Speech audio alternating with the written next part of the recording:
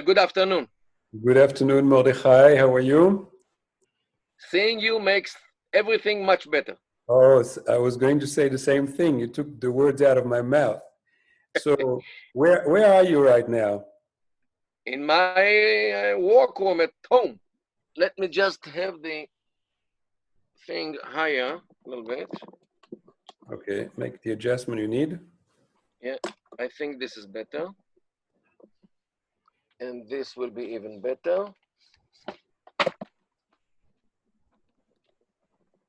Okay, very good. Yeah. So let me start. Okay. So welcome to this second episode of the Frank Talk, a webinar hosted by the Leadership Dialogue Institute. I'm Albert Dadon, your host today. I'm sitting here in Melbourne, and my guest is Professor Mordechai Kedar, sitting in Tel Aviv. Professor Kedar is a PhD from Bar-Ilan University. He is a scholar in Arabic culture.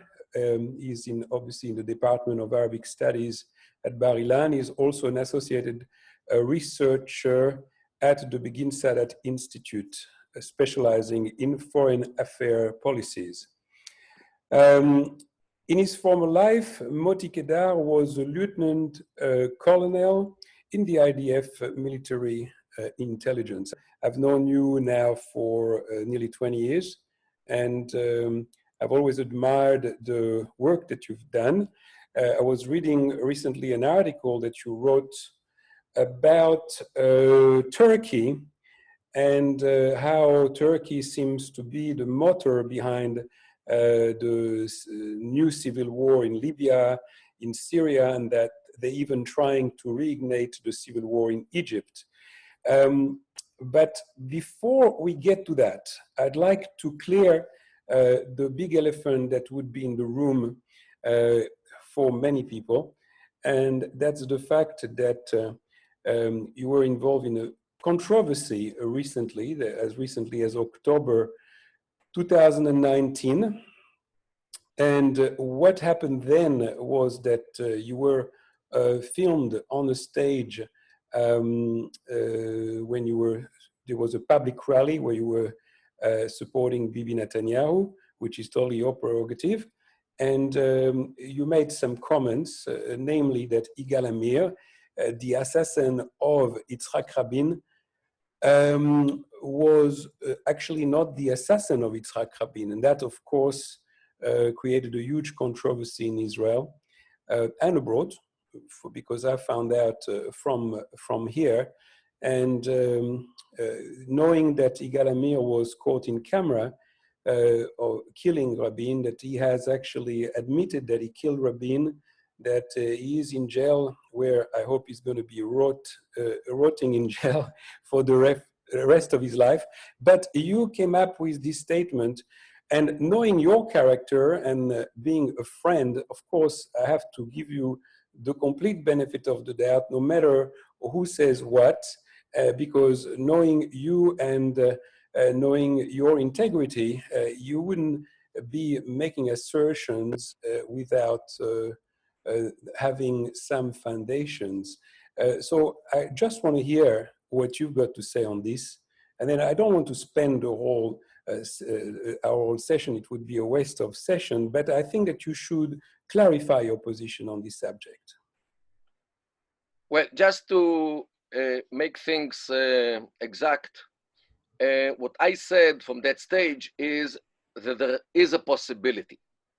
Means I left it as a doubt. I didn't make it, definite, saying I made ulai, means in Hebrew, maybe.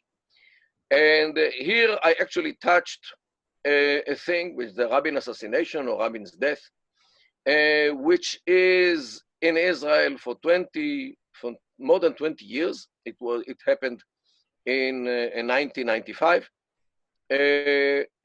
Ever since then, there is a big debate in Israel about what really happened in that unfortunate evening, which, by the way, I was in that demonstration when he was assassinated afterwards. I was supporting him. I supported the Rabin and the peace process those days, and I was one of the protesters against violence and for peace. Those days, I believed that there is a possibility to arrive or to reach some kind of peace with our neighbors. I was very much hurt because of what happened. And I actually didn't deal with this because it was too agonizing for me for more than 20 years.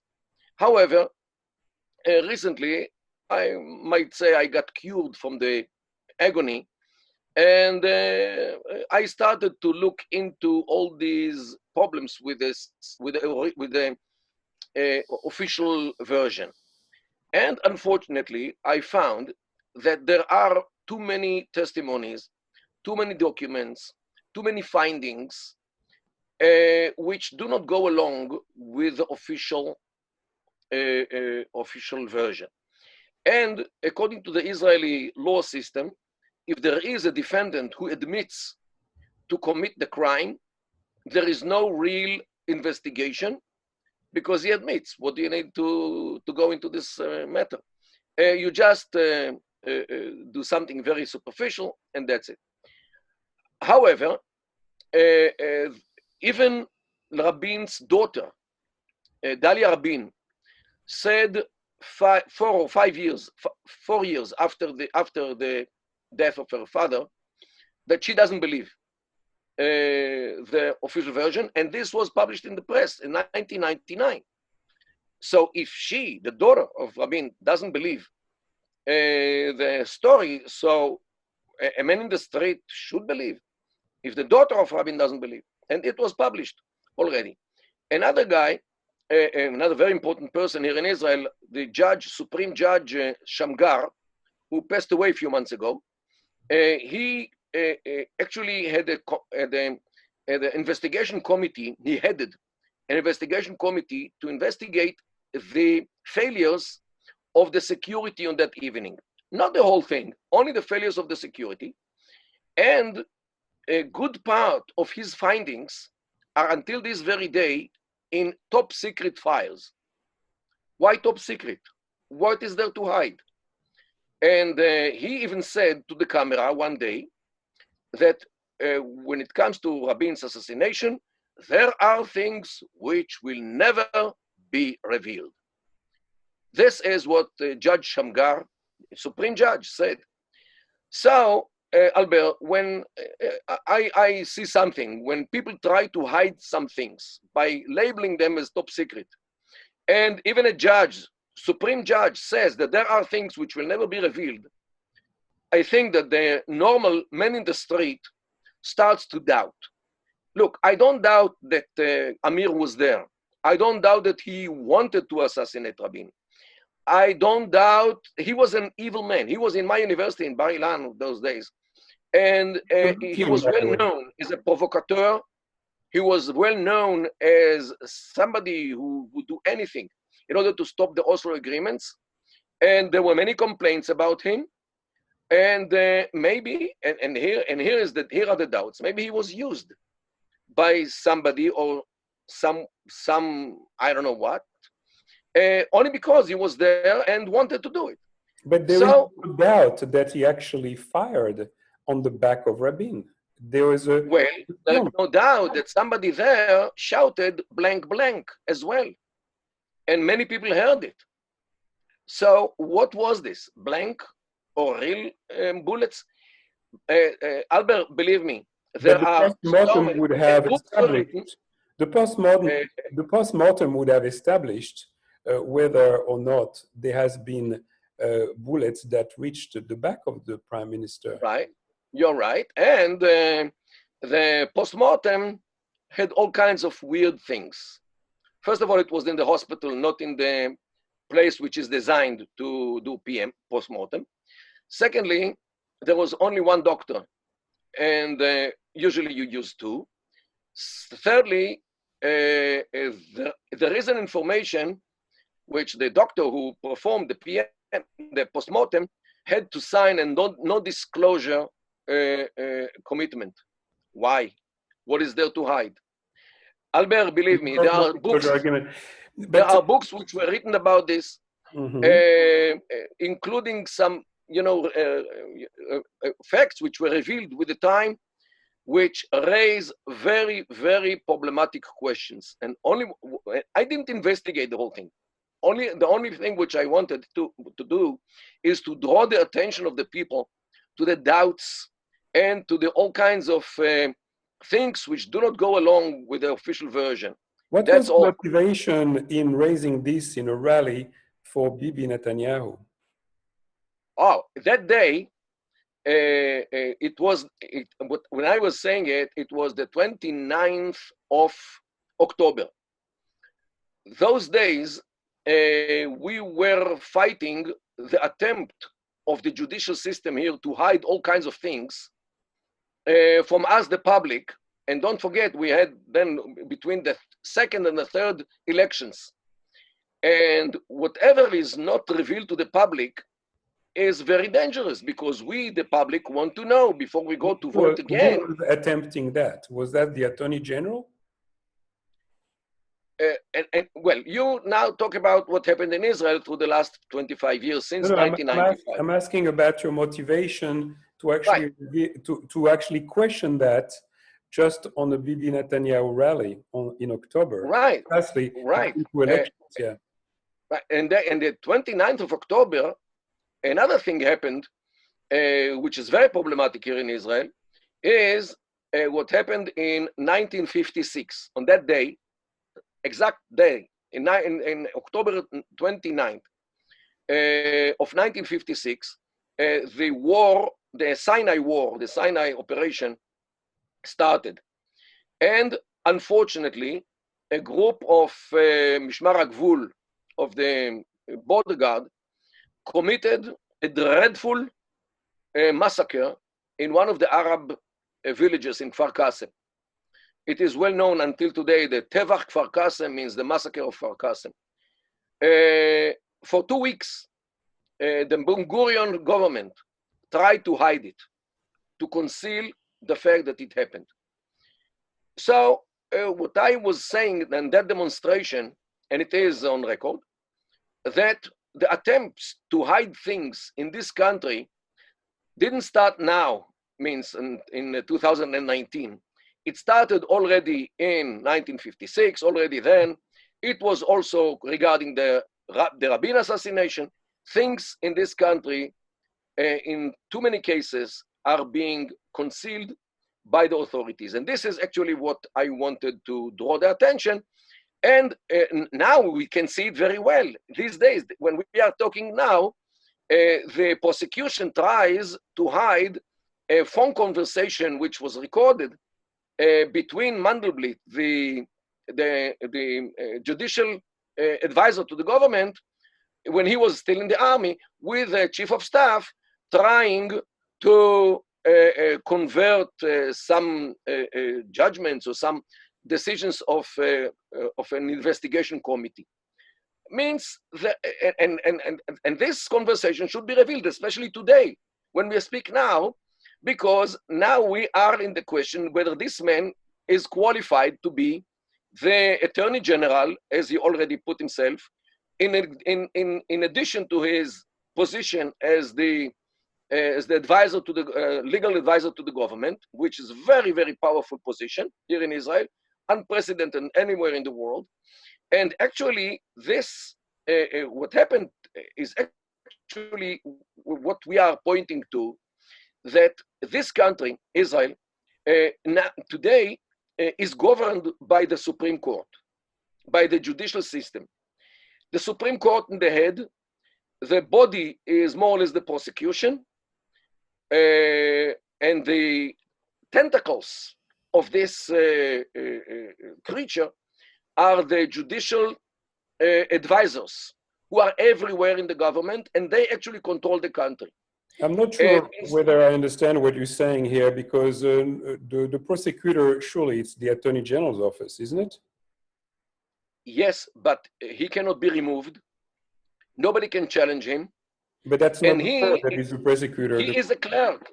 Mm-hmm. He is a clerk. He can remove any Knesset member or a minister who are elected by the people.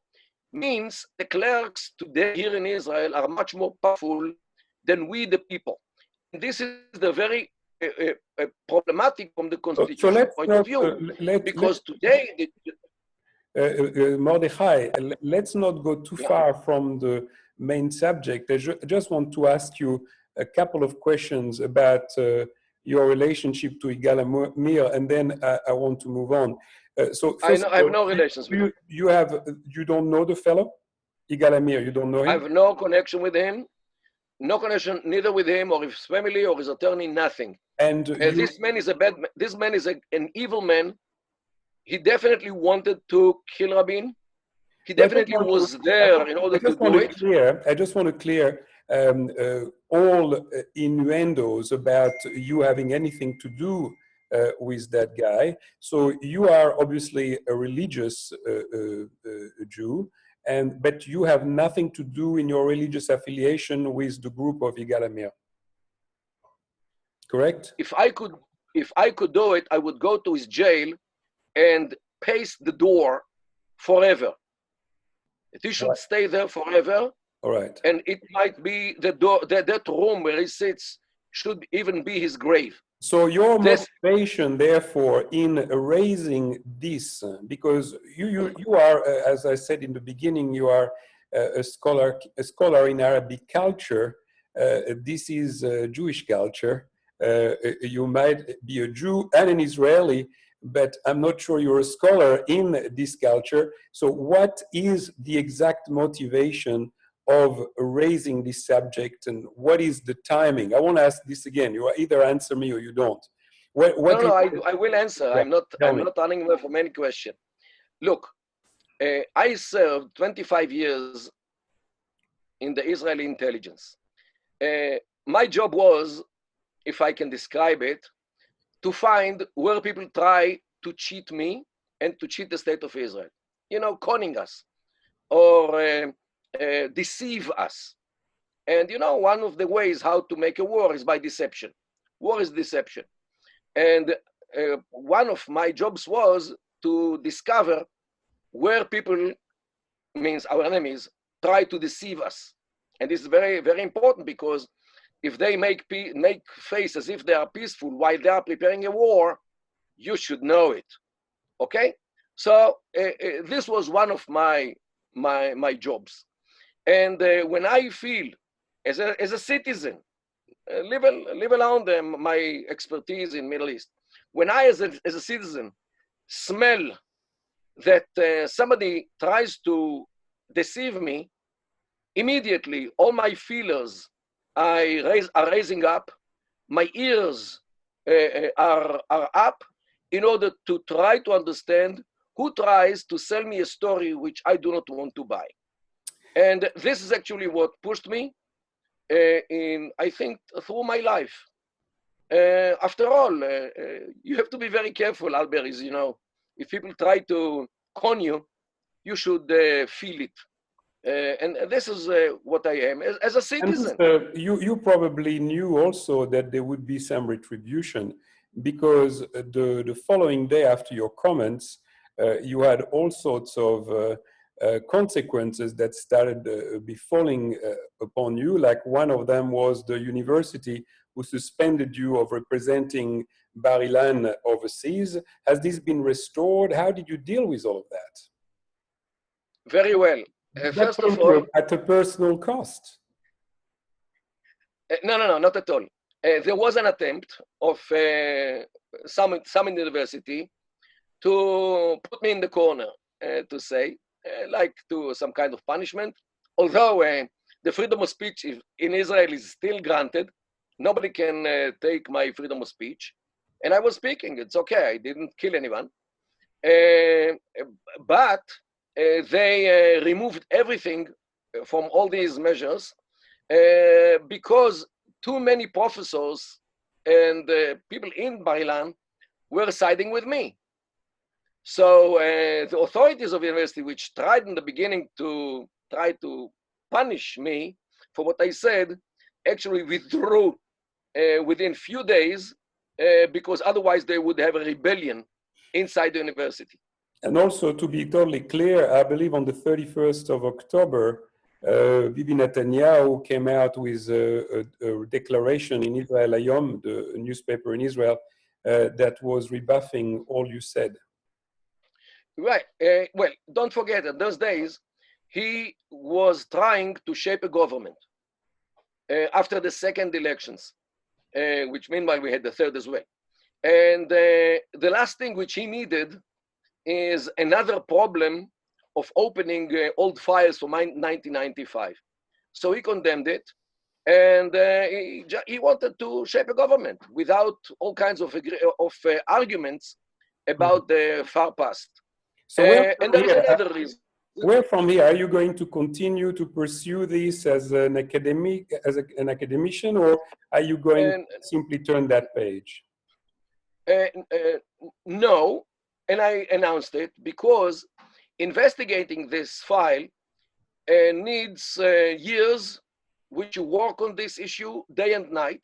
Look, imagine if the police has to investigate it. How many people the police should employ for who knows how long in order to really find out what happened there. So me as a person without any authority, without any access to clandestine information, without any access to top secret, or I have little access to any, real investigation.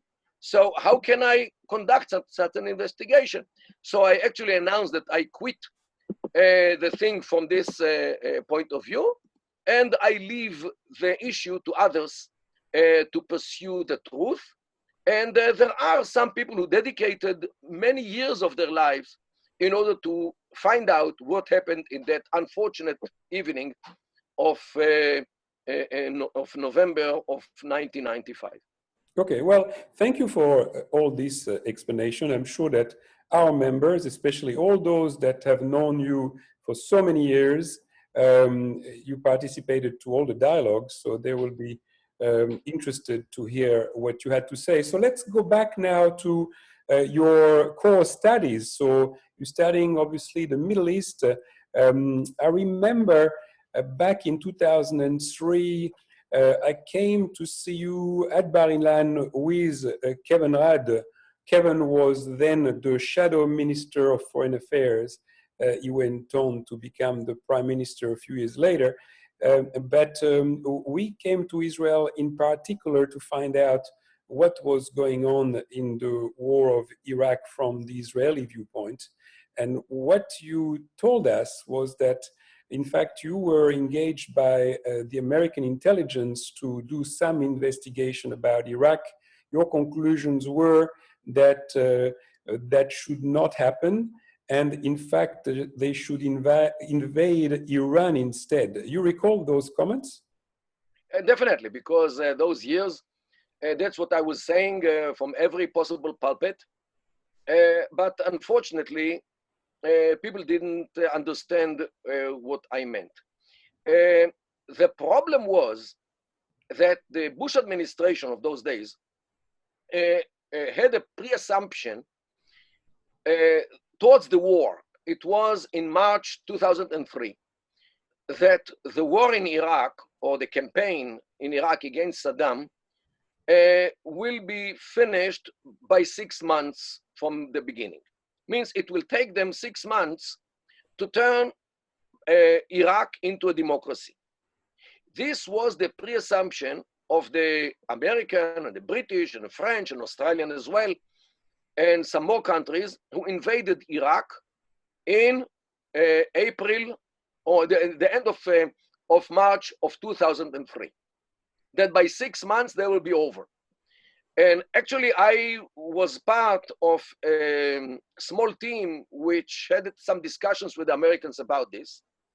And I told them, guys, I might agree on March, yet on June, they say by June. But I'm not sure about the year.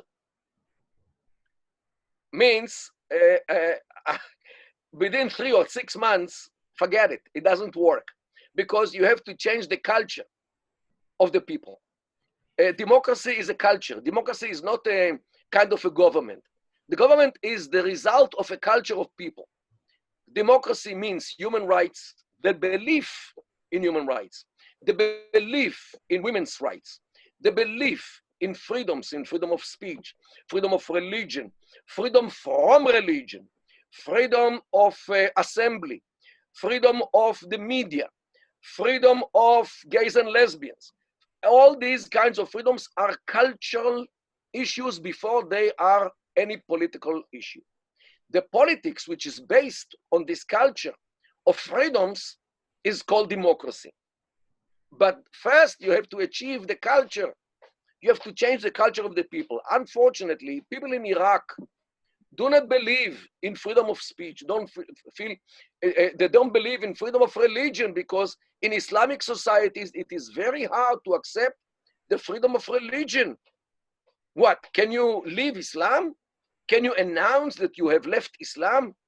This is something which is totally unacceptable. So I kept telling my American colleagues, guys, in order to change a culture of 26 million people, the population of Iraq, it takes generations.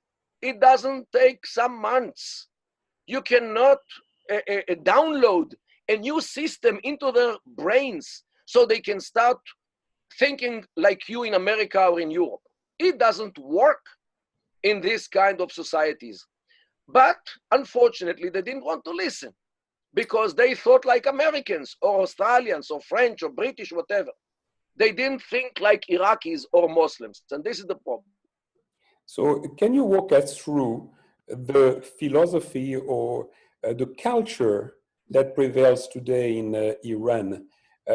I believe that there are one kind of Shiite Muslims they are a messianic Shiite Muslim, but this seems to be driving their politics.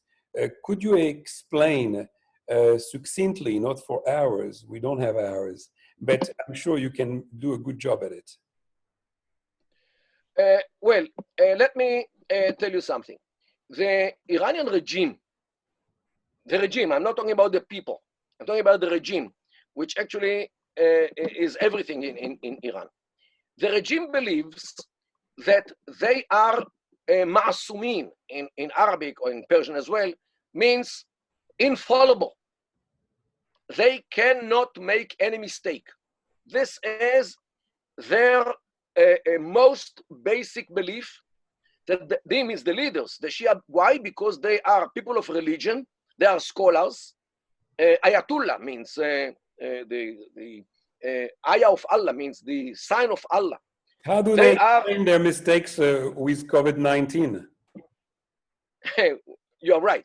But I'm talking about, since they came to power in the late 70s. Their ideology is that they are infallible. They cannot make any mistake by definition. Therefore, they should run the country, because the way which they run the country is the best way, because they are directed by Allah, and Allah keeps them from making any mistake. Let me try to show here at least one document which I have, which shows why they think that they are infallible. Let me put it, here it is. This is, on the left side, this is Khamenei, the leader, supreme leader. This guy on his right is the hidden Mahdi, the hidden Messiah, you can say, who is actually a man who passed away like 1,000 years ago, but he didn't die. He's hiding in one of the caves in Central Asia, and he's waiting to order from Allah to come back to people to show himself. Khamenei thinks that he is connected with this man who is made of light, and he is actually the divine light. And since Khamenei receives the divine light directly from the hidden Mahdi, he cannot make any mistake, and he looks at all the others, the Sunni Muslims, the Jews, the Christians, as people who are much more inferior than him. And who are the Americans to tell him what to do and what not to do? Who are the British? Who are the Australians? If they decided to go forward with their nuclear system, nuclear program, who are the wine drinkers or the swine eaters to tell them what to do and what not to do? And this is the problem of the ideology which drives them. And there is nowhere in the world such a regime which is more than sure that they are the mu'minin, means the believers, while all the others are kuffar, are disbelievers. So who gave the Americans or the British or the Australians, let alone the Jews, to tell them what to do and what not to do? And this is very dangerous, because if some regime in the world tries to obtain nuclear weapons, has missiles, which can be shot from submarines as well, with such a mindset that they are directed by Allah, this is very dangerous. This combination of their being sure that Allah directs them, that they cannot make any mistake, with the most lethal weapons in the world. And this is why I kept warning Western governments, including the Australian one, against this kind of ideology, because this is something which nowhere in the world you can find. The closest regime which ever was in the world was the Nazi one, who believed that they are superior and all the others have to serve them. This is the only... The Iranians, they also have an arm in all around Israel, because they support Hezbollah. In fact, Hezbollah is part of the Islamic Republican Guards, Revolutionary Guard, I should say. And as you know, they are now a worldwide criminal organization, because they are involved in drugs dealing, they are involved in all sorts of nefarious activities, and they are here present in Australia as well. And all of that is financed by Tehran. So there's no doubt. Even the name Hezbollah means the party of Allah. Yeah, of course. Means that they declare that they themselves are the party of Allah, the people of Allah, while all the others are belong to the Satan.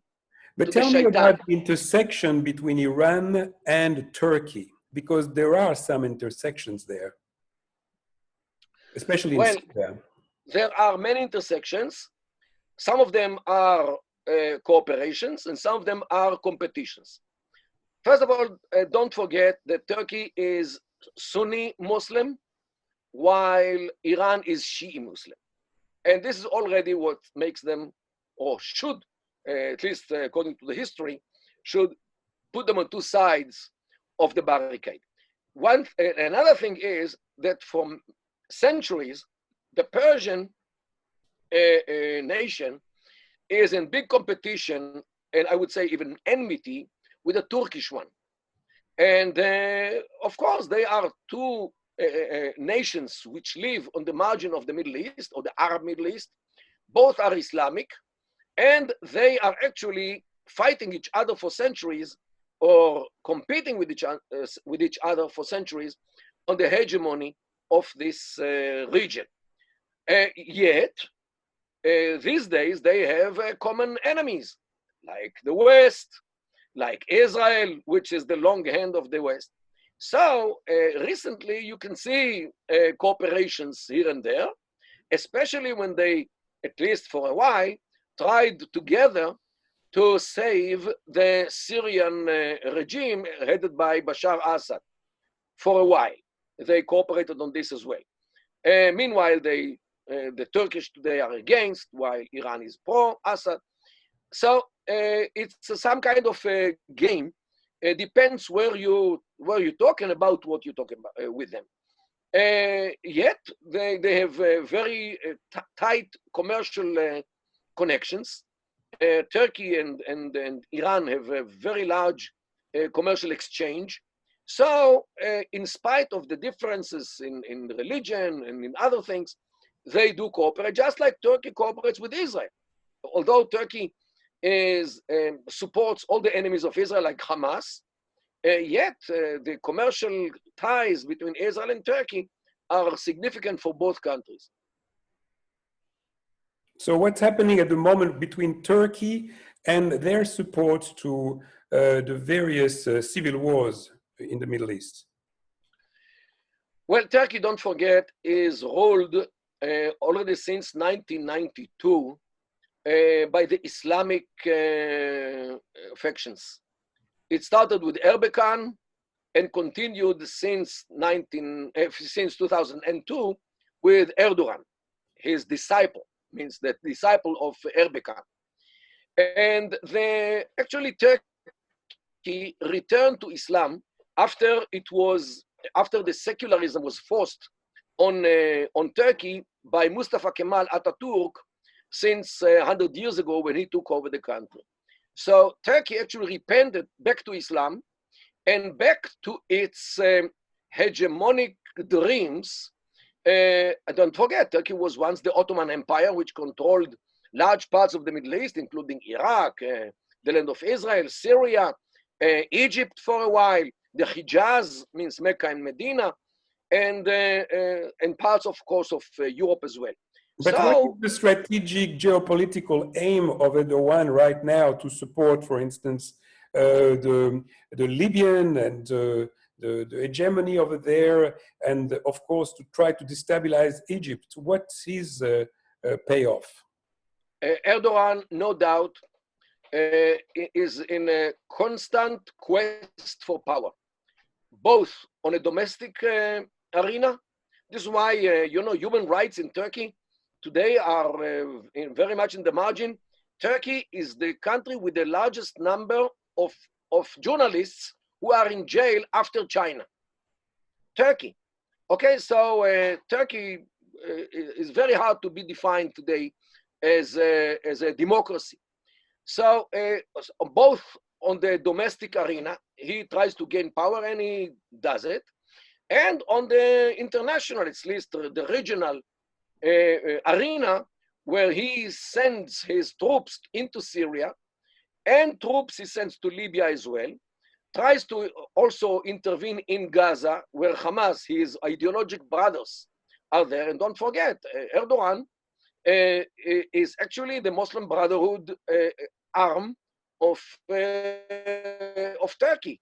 And the Muslim Brotherhood today have arms in many Islamic societies, not only in Arab countries, also in Europe, also in Australia, also in America, organizations which are led by the ideology of the Muslim Brotherhood are everywhere where Muslims live. So Turkey today is one of the protectors of this ideology. Don't forget that Turkey also is deeply involved in Qatar. And Qatar is the country which sponsors the Muslim Brotherhood organizations, especially Hamas. And Turkey protects Qatar from the wrath of the Saudis, who would occupy Qatar in no time if they were not afraid of Turkey and Iran, who together protect Qatar, who sponsors the Muslim Brotherhood organizations. But that's another intersection there, another intersection. Of course, in Qatar, you've got Al Jazeera, and you're a guest, a regular guest on Al Jazeera. Not anymore. Not anymore. What happened? Not anymore. Were they also shocked by your comments on Yigal Amir, or was that something else? No, not at all. It's because once it was 2008, yeah. I caused a very problematic embarrassment to the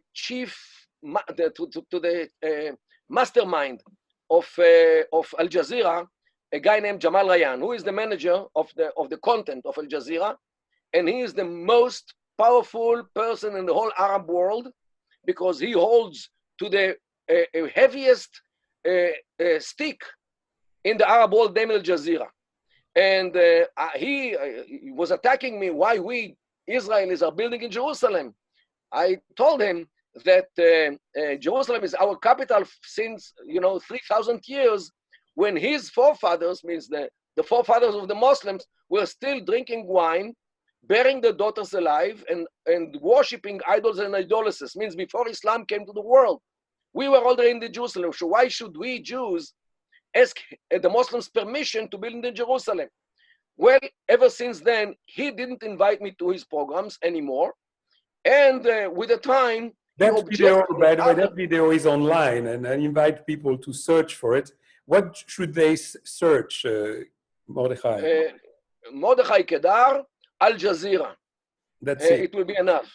You'll have it with English subtitles on YouTube, of course. So, and by the way, he tried to remove this clip from YouTube, and YouTube refused to remove it.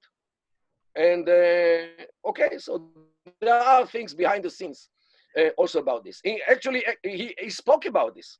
It was more than 7.5 years later, he spoke about his career, and he mentioned that the professors from Bar-Ilan University, Mordechai Kedar, said what he said, and he tried to answer.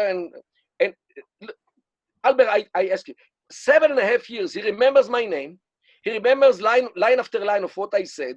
It means that it was like a post-traumatic thing, which he's still suffering from. Yes. And he keeps tweeting against me, okay? Because I say the truth.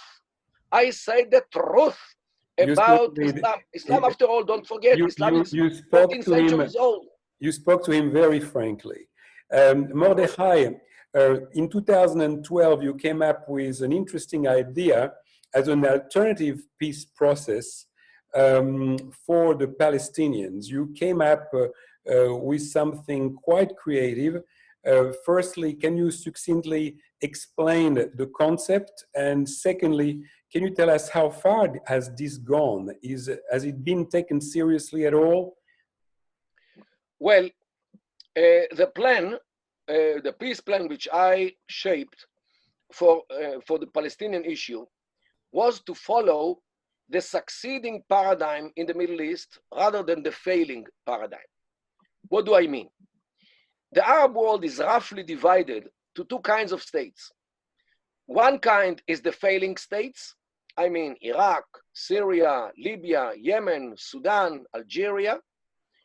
And the successful kind are the Emirates, means Kuwait, Qatar, Abu Dhabi, Dubai, and the rest of the Emirates, which belong to the United Arab Emirates. They are successful countries in the Gulf. Initially, people would say that this is because of the gas and oil, but it's wrong, because Iraq has a lot of oil. Libya has a lot of oil, and so Yemen and Sudan as well are oil-producing countries, and they are a hell on earth. While Dubai, which has no gas and no oil, very little if they have, Dubai is a heaven on earth. So it proves that not the oil is the issue. The issue is that stability in the society. Iraq and Syria and all the other failing states are conglomerates of clans, ethnic groups like Arabs, Kurds, Berbers, Turkmens, religions, Muslims, Christians, Yazidis, Alawis, Druze, and many more, and sects, Sunnah and Shia and all kinds of denominations and so forth. When you create a state which is a conglomerate of groups, you create a hell. Like in Iraq, with oil, it is a hell. In Iraq, in Syria, all these countries are multiple groups which fail to unite under the one government, which the West actually nominated with the years. While the succeeding countries are all homogeneous societies, actually one clan per emirate. In Kuwait, it's Al-Sabah. Al-Sabah is the name of the clan, the leading clan of Kuwait. Al-Thani is the clan of Qatar. Al-Nihyan is the clan of Abu Dhabi, and so forth. Every emirate has a clan which the clan and the country is the same thing. Means it's like a nation state. When you create a homogeneous state, means when you create a state on the basis of a homogeneous society, the state is legitimate, the leadership is legitimate, nobody fights anybody, and people cooperate in order to promote the economy, whether they have oil like Abu Dhabi or they don't have oil like Dubai. And Dubai is one of the richest countries in the world. Why, if you create a state based on heterogeneous societies like in Iraq, Syria, Libya, you get a hell whether it is with oil like Iraq and Libya or without oil like Morocco, like Algeria. So this is actually the turning point, not the oil, the society. And this is the solution actually for the Palestinians. Since they don't get married with each other, and this is one of the characteristics of tribalism, when people do not marry with each other, because the mushminna means not from us. So when you go to the Palestinians, you definitely see that a girl from Hebron, the city of Hebron, have no option to get married to a boy from Nablus, because they are not the same clans, they are not the same families, they are not the same groups.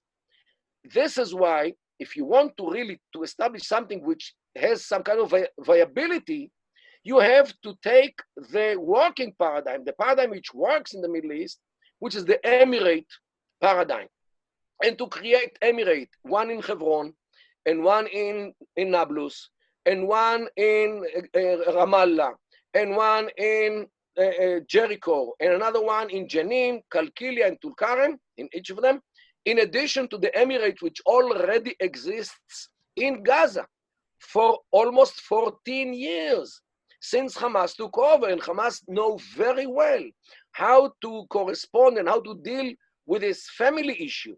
This is why in Gaza the regime is stable. Of course, they have issues with us, okay? A direct connection between the family and Hamas? I'll give you a good example. Hamas have an army. And the army is divided to groups, battalions, and so forth. Every group is one tribe, means they don't mix clans. And every group is in charge of its clan. Because they know that if they bring soldiers which belong to another clan, there will be clashes between the population and the army group. Did you put your plan to the Israeli authorities? Yes, I met with ministers, with Knesset members, but for this, unfortunately, they have to spend some time to learn something about the Middle East culture, which is based on the clan. The Middle East culture is based on the clan. Because the paradox is that even though you know about the culture, the Arabic culture, in Israel, it's mostly a Western mentality, and people in the Knesset, they actually don't know about the culture that they're surrounded with. Of course, because they don't spend the time which you, Albert, dedicated in this program to explain this issue of clanism or tribalism, which actually controls almost everything in the Middle East. And if you ignore it, it blows up in your face. That's your peril. Yes. And this is actually what I try to push. There is a website, www.palestinianemirates.com. I hope it works. I tried it, and I know it does work. But have you put your position to the Palestinians? Yes. And surprisingly, people in the street understand it and support it. Who doesn't support it? The PA, the illegitimate group of criminals, which unfortunately Israel brought from Tunisia to control Judea and Samaria and Gaza.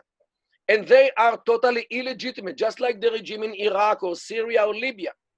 And people in the street do not want them, do not love them. Why don't you ask, or maybe you have asked, Barghouti, the guy that's in jail? Mustafa, what's his first name? Marwan.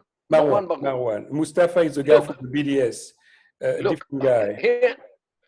here, look, the people, I mean, the clan leaders in Judea and Samaria are very careful today, because if anyone sides with this program, he will get in trouble with the PA. And as long as the PA exists, especially by the money which they get from Israel and the United States, maybe less now, all kinds of Western countries, especially the European Union, they will coerce everybody to accept them, just like the regime in Syria and Iraq. Yes, I mean, as This far is as why, the PA, the regime is corrupt. All you need to do is to follow the money. It's in Geneva. It's sitting there in their personal accounts. It's unbelievable that every Western country continues to give them the money, that they know where it ends, and it's actually no one does anything about it. if you want to sell an idea to people, you need to advertise it. Any idea, to either to buy your products or to buy an idea. You have But to these days there publicize are it. other ways You to need do it. space. You need space on the newspapers. You know, you need time on TV, on radio. You need for these resources. And myself, for my half time in university, I cannot sponsor such a campaign to sell this idea. But If you you know know that the somebody, Arab Spring didn't start with advertisement. It simply started on social media. So when an idea takes hold, it really propagates very quickly. In any case, you are certainly full of ideas, and that's certainly, to my sense, it's a good one that need exploring. And unfortunately, it hasn't been explored to its fullest. Tell me, Mordechai, what other things are you up to these days? What programs are you researching? well, now actually I'm writing a book under the title "Alive and Killing: Tribalism in the Modern Arab World." You know, many people talk about and write about Islam, because Islam has texts, the Quran, the Hadith, all kinds of texts which you can write and investigate and sit in your couch or and write. The problem with tribalism is it's not written anywhere. No books of tribalism. There are all kinds of ways how to reach people through all kinds of ways, and to try to describe how they think from the anthropological point of view. And don't forget, I'm an Israeli. I cannot go to Syria to investigate or to interview people. I cannot go to Iraq. I cannot go to Jordan. I cannot go to any Arab country to go in the streets or in the desert or in the wherever I can find people to perform real research. However, there are ways how to do the research, and this is actually what I'm doing now. And don't hold your breath. This book will take some time until I publish it, but this is my project now. The book about tribalism, which is still alive and killing, not only alive and kicking, in the Arab world. And if you really dig into the problems of Iraq, Syria, and more countries in the world, in the Arab world, and you can definitely see that the family issues, clan issues, and tribe issues are actually the main elephant in the room, as you say, before Islam. And these issues, in many cases, are much more powerful than the religion. And people do not know about this because there are no texts, no books, no Quran which talks about it, no Hadith. So how can you write about this? And this is what I'm doing. Very good. Mordechai, it was an absolute pleasure talking to you. And I hope we're going to Thank you so much for giving me the pulpit. And my message to all our listeners who want to understand the Middle East, please study Arabic. You cannot understand this region or any region in the world without mastering the language. How people talk, what do they mean, jokes, anything which they say. which you can learn about their culture, you must master their language. Otherwise, it is very, very hard, if at all possible. Thank you, Mordechai. Pleasure. We'll talk and again honor. soon. Thank you so much, Albert.